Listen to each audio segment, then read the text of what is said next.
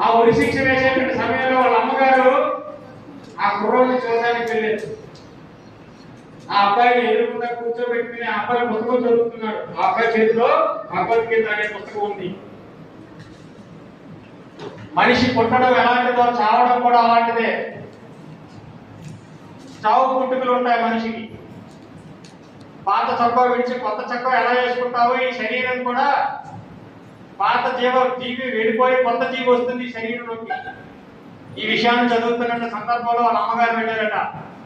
ఆ అబ్బాయిని చూసి కన్నీళ్లు కార్చుకుంటున్నారట.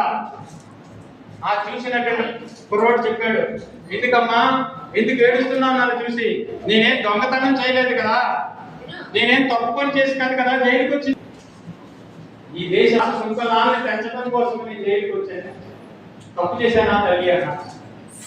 ఆ తల్లి చెప్పిన సమాధానం ఏంటో తెలుసా?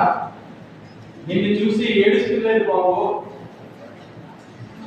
నీలాంటి ఒక బిడ్డను కన్నందుకే ఈ భారత మాత దాస సుంకలాన్ని పెంచాలనుకుంటున్నావు కూడా.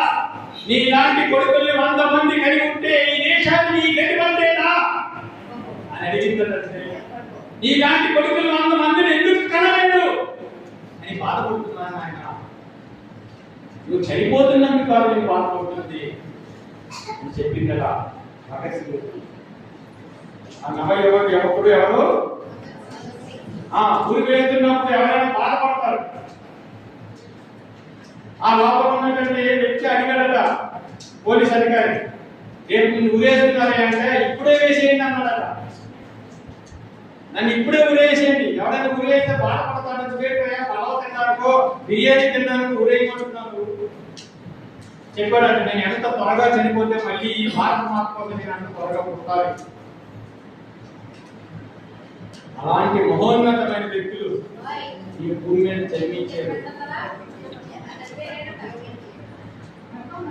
అలాంటి భూమిలో మనకి జన్మ లభించింది. ఇది పుణ్యమా పాపమా? గట్టిగా చెప్పండి.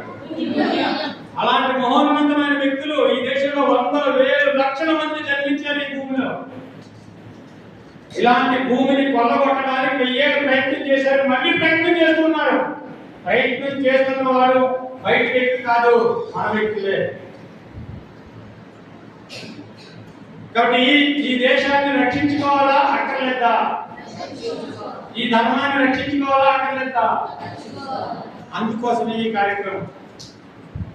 ఈ మన చదువుల్లో లేవు. మన చదువుల్లో ఏమున్నాయి? రాముడు ఎలాంటి